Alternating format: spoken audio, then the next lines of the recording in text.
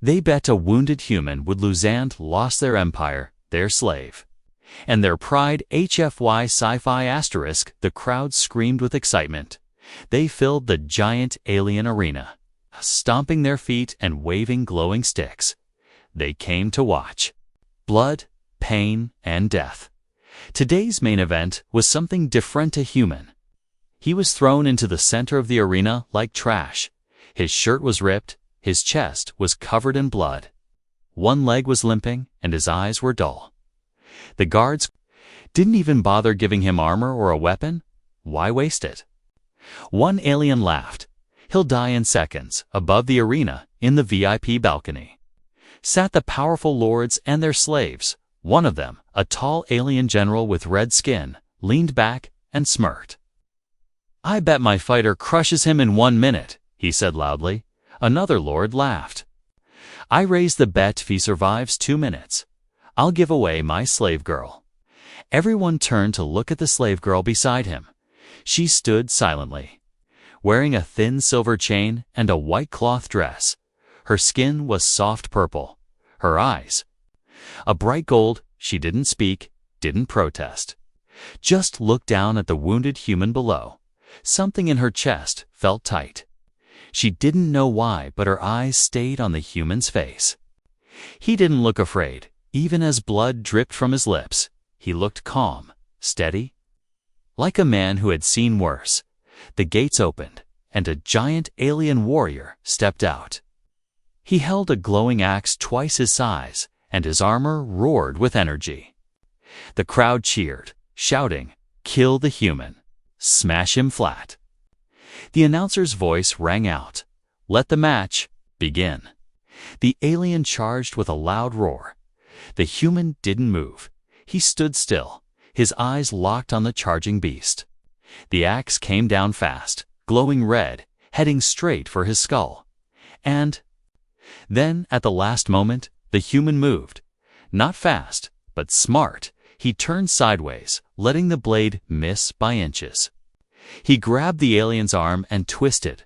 A sickening snap echoed, and the alien screamed.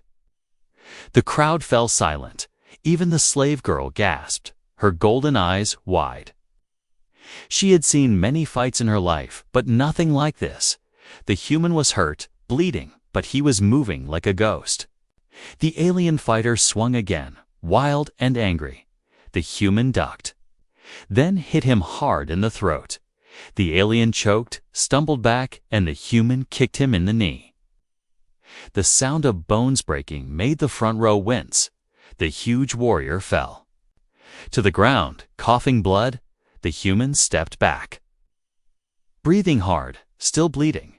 The crowd was frozen. Nobody knew what to say. The announcer finally shouted, "The human ... wins." At first, silence. Then the crowd exploded with shock and noise. Some cheered, some screamed, and many tore up their bet slips in anger. In the balcony, the general with red skin cursed loudly. The alien girl looked down at the human again. This time, he looked up at her. Just a second. Their eyes met. Tingered human, silent slave. She felt something strange, something warm and frightening. Guards rushed into the arena, not to celebrate, but to check. Was the human cheating? Was there hidden tech on him? But they found nothing, just blood, bruises, and scars. He was real, and he had won fair. Back in the cage area, the human sat alone. He tied a cloth around his waist to stop the bleeding. A small boy, a cleaner, came to bring him water. "You're not like other humans," the boy said, wide-eyed. The human didn't reply. He took the water, nodded, and leaned against the cold wall far above. The slave girl was still watching. The next match was in 2 days, and she knew something had changed. This was not just a fight. This was something bigger and deep inside. A part of her wanted him to win again. But why? She didn't understand yet. The lords laughed and shouted in their balconies. But they were nervous. Now this human was dangerous. Still, they kept betting. Still, they thought they would win next time. But none of them saw the truth. None of them saw the way the human's fingers moved on the wall. He was drawing something, symbols, patterns, maybe a plan. He wasn't just fighting to live. He was preparing for something more, and far across the galaxy. Someone was watching him through hidden cameras. A face in the dark whispered, "He survived, just as I thought." The game had just begun. The axe lay in the sand, still humming with power. But its owner was already being dragged away. Blood marked the arena floor, but none of it was fresh. The crowd had stopped cheering by now, their voices replaced by whispers. Some called it luck. Others said it was a trick. But no one could explain how a wounded human had defeated one of their strongest warriors behind cold metal bars. The human sat quietly, his back resting against the wall. His eyes were half closed, but his fingers still moved. He drew lines on the dusty ground with the tip of a bone thin. Careful lines, like he was building something only he could see. Guards passed by, some with fear in their eyes, some pretending not to look at him at all. High above, the alien girl stood with her hands folded in front of her. She was silent, as always, but inside her mind was storming. She had seen fighters before, thousands of them, broken, screaming, and begging for mercy. But this human was different. He did not beg, did not scream, and even when blood ran down his side, he did not show fear when their eyes met in the arena. Something passed between them. It was not love. It was not magic. It was something older, deeper. He had looked at her as if he already knew her. Like he saw through the chains and silence. She hated that feeling, but she couldn't stop thinking about it. The next day, the training yard was full of noise. 2 new warriors were selected to fight the human, both bigger than the last, both armored from head to toe. Their laughter echoed. He won because the first one was soft. They said, "He won't last this time." The crowd loved the idea more. Blood, more pain, more betting. This time, the stakes were higher. One noble offered 3 rare gems. Another offered an entire slave family. But the red-skinned general who had lost the last bet clenched his jaw and raised the offer again. "If he wins again," he said loudly, "take my daughter." Gasps followed, and all eyes turned to the alien girl beside him. She didn't flinch, but her gold eyes turned cold.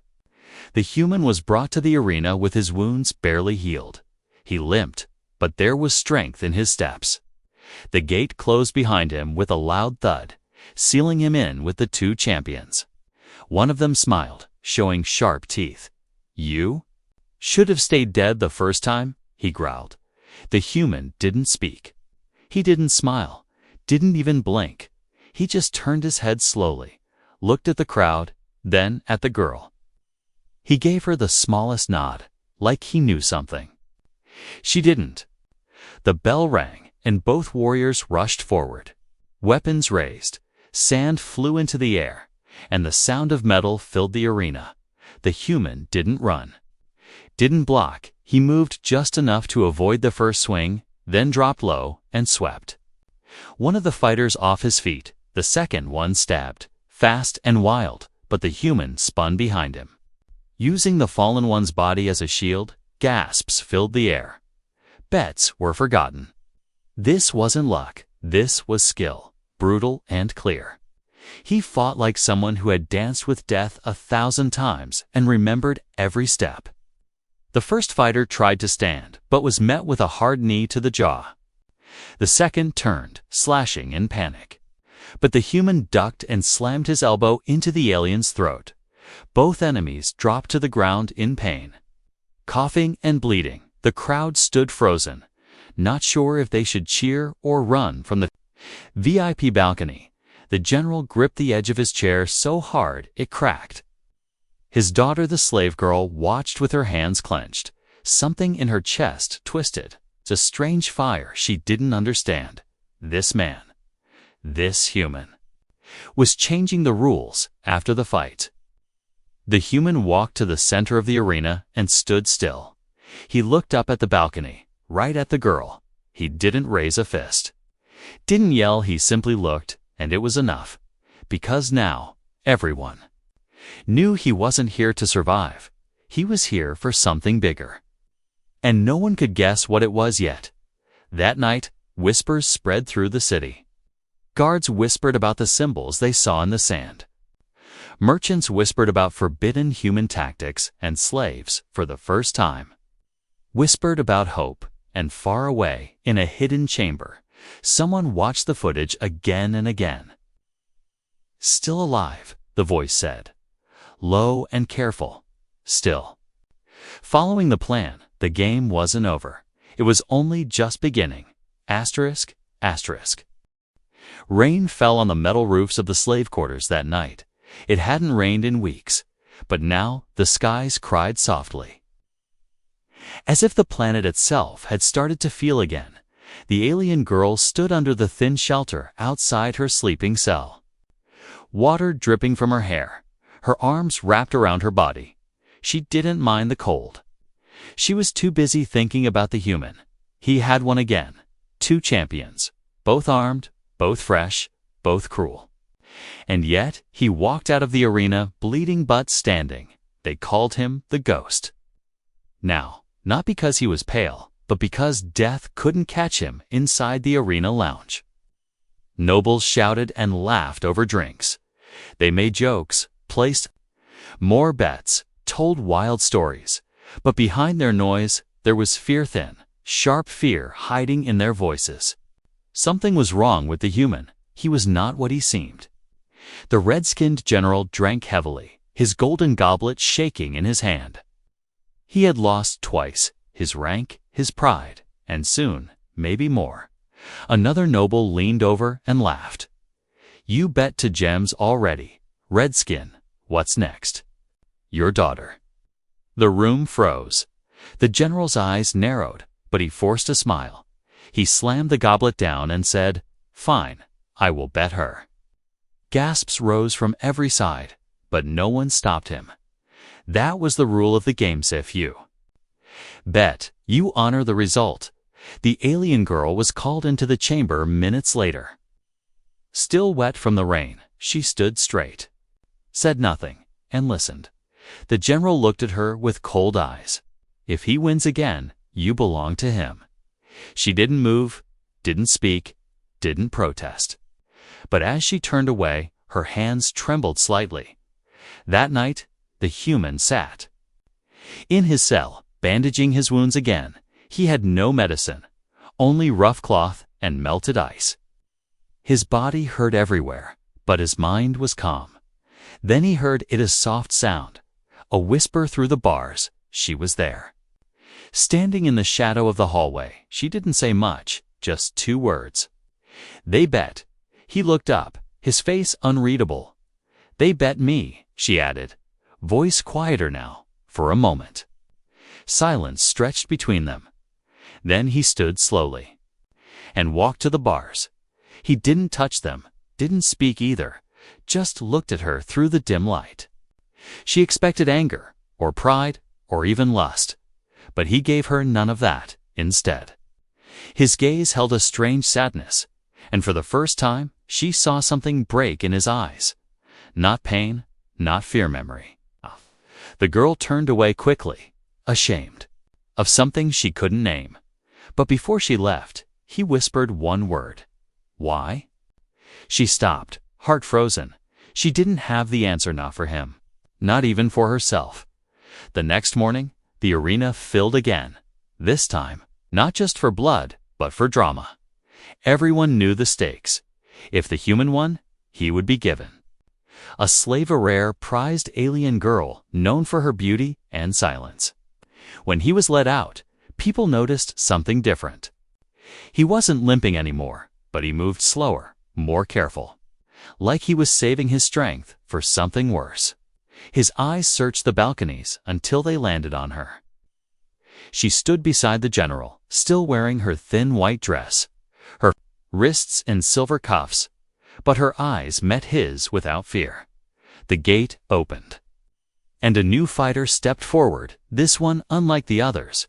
He was older, taller, covered in battle marks. He didn't shout or roar, he bowed slightly. A sign of respect. The match began without noise. No loud cheering, no wild attacks, just two warriors circling each other in the dust. Then the clash began fast, brutal, clean. For minutes, neither one fell.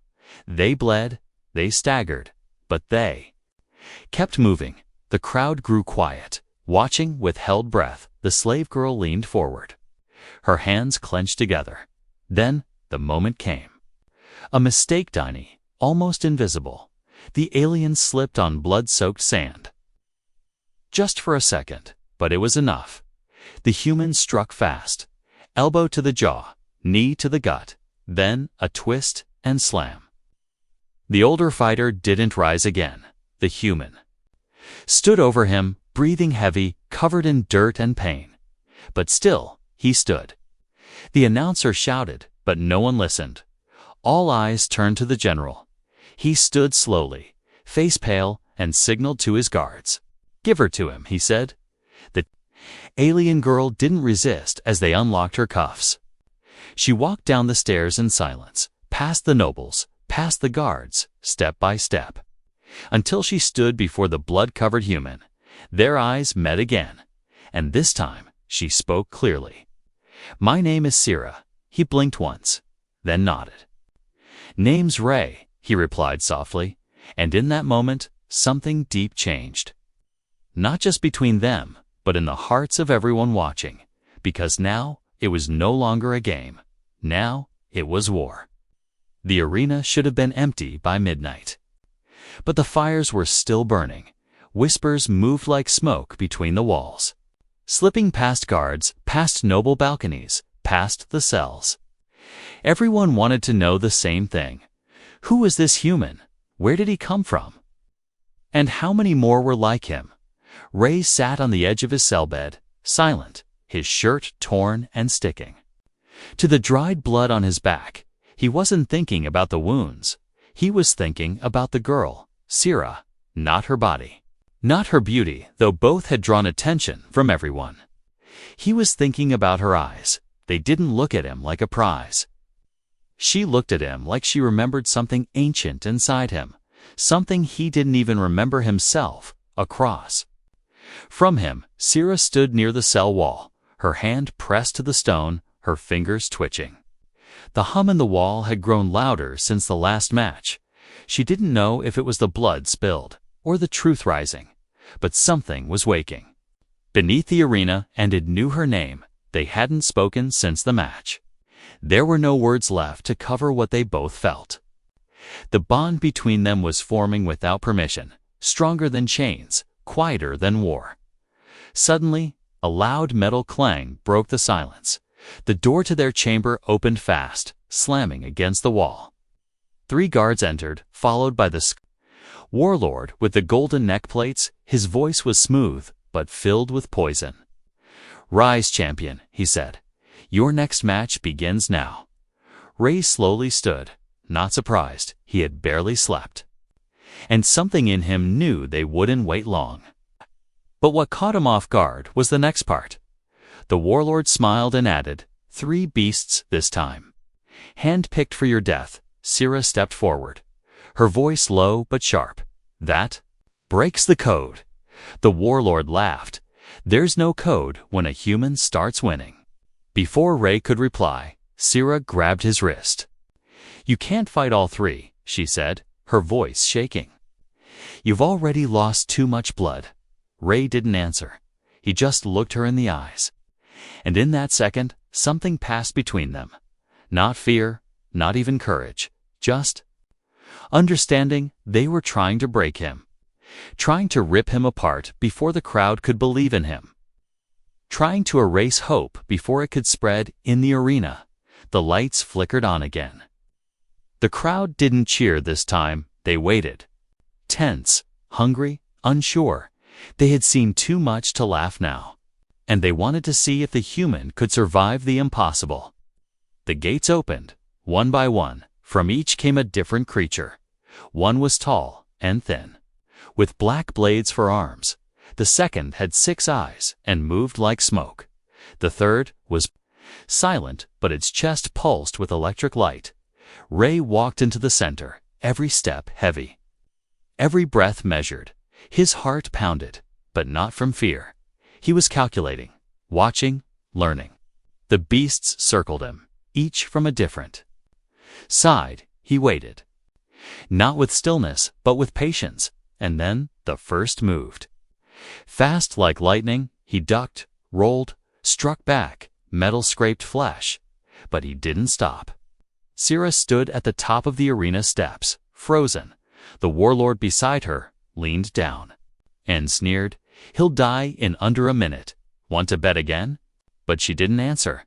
She had closed her eyes, and under her breath, she was whispering something old, not a prayer, a memory, in the pit. Ray kicked dust into the second beast's eyes, grabbed a stone spike, and drove it deep into the side of the third. It screamed, body shaking with sparks. The crowd gasped. Several nobles stood from their seats. Blood hit the sand again, but not his. One beast down, then another.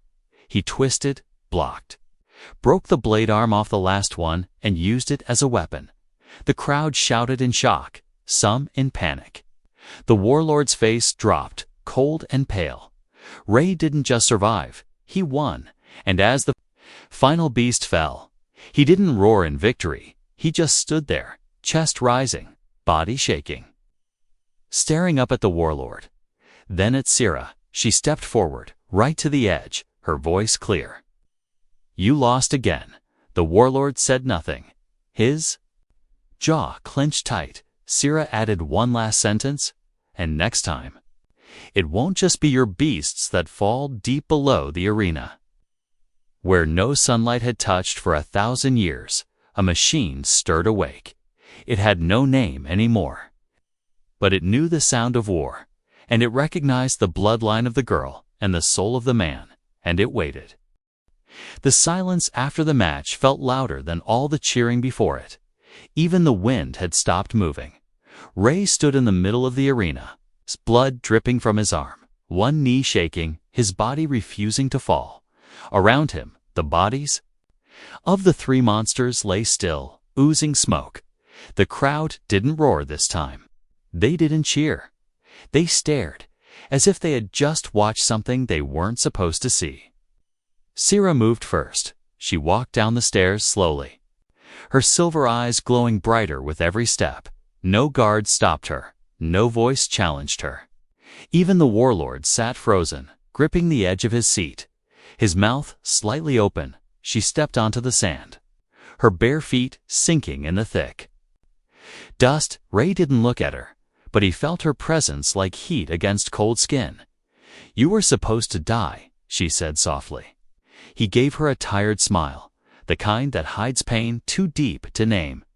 "Sorry to disappoint them," he whispered. "High above."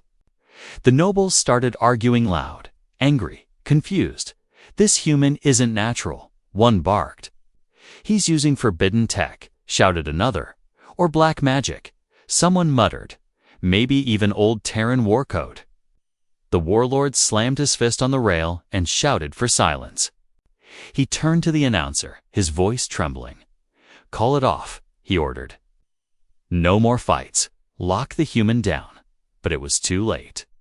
The crowd had tasted something stronger than blood hope, and hope spreads fast when people realize. It still exists in the lower levels of the arena. Ray was escorted back to his cell, but the guards didn't mock him this time. They walked quietly, their eyes on the ground, their weapons tight in their grip. Even the walls felt different. The hum that Sira once described had changed. It was louder now, pulsing through the floor like a heartbeat. When he reached his cell, Sira was already waiting. The door closed behind him, but neither of them moved. She stood still, watching him. He dropped to his knees, breathing heavy, blood soaking through the bandage on his side. "I'm done," he muttered. "Next one kills me." She didn't argue. She stepped forward, knelt beside him, and placed her hand on his chest. Not to heal, but to feel. The rhythm of his heart matched the pulse in the wall. "Exactly. You're not done," she whispered. "You're finally beginning." He looked up at her, eyes narrowed. "What does that mean?" But before she could answer, the lights above flickered, then dimmed, then shut off completely. Alarms did not sound. Guards did not shout. There was just darkness, pure, deep, and full of waiting. And then a voice spoke, not in the hallway, not in the arena, but in their minds, a voice older than language. A voice made of metal, memory, and war. "Command code received," it said. "Primary core awakening." Ray gripped the wall and stood up fast. What the hell was that? Sierra was shaking, her pupils wide, her body trembling. "It's the machine," she whispered. "It was sleeping." "It knows you." Ray frowned. "Me?" Sierra nodded slowly. "It's bonded to your blood. Maybe because you fought without fear. Or maybe because you survived what no one else could." Then the wall in their cell shifted. A thin crack formed and widened. A hidden passage opened right before their eyes, leading into blackness lit by deep blue lines along the floor. Ray looked at her. "What's down there?" She answered without thinking. Everything above them. Chaos was spreading. The warlord ordered all guards to the cells. The nobles ran from their balconies, frightened. Someone had activated something they couldn't control, and deep in the archives, hidden in files, thought deleted long ago. A word appeared on every odd screen: Terran directive. Restore balance. Ray took one step into the tunnel, then looked back at Sierra. She followed him without question. The door closed behind them, sealing with a hiss the walls around them. Hummed like a rising storm. They didn't know where it would lead, but they both knew the arena wasn't a prison anymore. It was just the front door to something much, much bigger. And the galaxy had just made its final mistake. The tunnel was colder than death and quieter than space. Ray walked first, his steps slow, careful. One hand on the wall, Sierra stayed close behind. The blue glow from the floor lighting her face just enough to see the worry in her eyes. The air smelled like dust and forgotten time. Neither of them spoke. There was nothing to say. Everything was changing too fast. The arena, the games. The chains they had all been distractions. This was real. This was ancient. The tunnel curved downward in a slow spiral. As they moved deeper, the walls began to change. Stone gave way to metal, and metal to something smoother, almost alive. Strange symbols began to appear on the surfaces, glowing faintly as Ray passed. Sierra touched one with her hand. It lit up brighter under her palm, then faded. She pulled her hand back quickly, eyes wide. "These are not alien," she whispered. Their Terran. Ray didn't react. He was already starting to feel it. Not see or hear, but feel. The hum inside his chest wasn't just an echo anymore. It was pulling him forward, step by step. Finally, the tunnel opened into a vast chamber, bigger than any stadium, darker than any night. High above them, machines floated in silence, asleep but watching. In the center of the room stood a raised platform, and in the middle of that a throne, but not like any throne they had seen. It was made of black iron and blue crystal, sharp angles, and glowing veins. It looked like it had been built for war, not rule. Ray approached it without meaning to. His feet moved like the ground itself was telling him where to go. Sierra reached for his arm. "Wait, what? If it's a trap?" He paused, looked back, but he already knew. "This isn't a trap," he said quietly. "It's a test." When he placed his hand on the arm of the throne, the chamber lit up. Every wall, every symbol, every machine above burst into color. And sound, a deep voice filled the room. Not loud, but absolute, Terran genetic signature confirmed. Command interface unlocked. Ray staggered back, breathing hard. Sierra stared at him like she was seeing him for the first time. You're not just human, she whispered. You're connected to the core. He turned to her, eyes wide. What's the core? She didn't answer with words. She just knelt. Right there in the glow, eyes lowered, not from fear but awe. And then, from the edges of the chamber, light beams formed images, maps, records thousands of years of lost history. Battlefields, destroyed planets, old generals in armor Ray had only seen in ancient ruins. And in the center of every image was the same throne. The same symbol burned into his palm now. Outside, the arena guards finally reached the empty cell. They looked around, confused, weapons drawn. The warlord arrived seconds later, rage burning in his eyes. He demanded answers, but the only reply came from the floor beneath him, a low rumble, like the world itself, waking up angry. Back in the chamber, Ray stood straight again. His wounds still bled, but his voice was steady now. The machines above turned toward him slowly, waiting for command. Sira stood beside him, her voice barely a whisper. "This isn't just an old weapon," she said. "It's a throne of judgment." He looked around the room, saw not power, but memory, pain, sacrifice. "This place remembers everything," he said. "And now, so do I." Somewhere above them, alarms began to scream. Enemy ships were landing, dozens of them.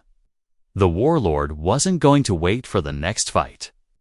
He was coming to crush what he feared. Ray stepped forward and placed his hand back on the throne. "Let them come," he said. The light surged again, machines unlocked themselves, and the ground split open. Weapons rose from the floor, not made of metal, but of light and will.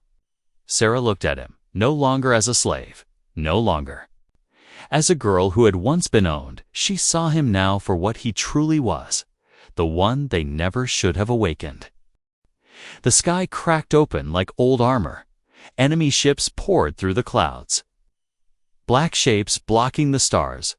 From the arena floor, the nobles screamed and scattered, robes flowing, jewels forgotten. They had bet everything on a broken human losing. Now they were running from the storm he had become.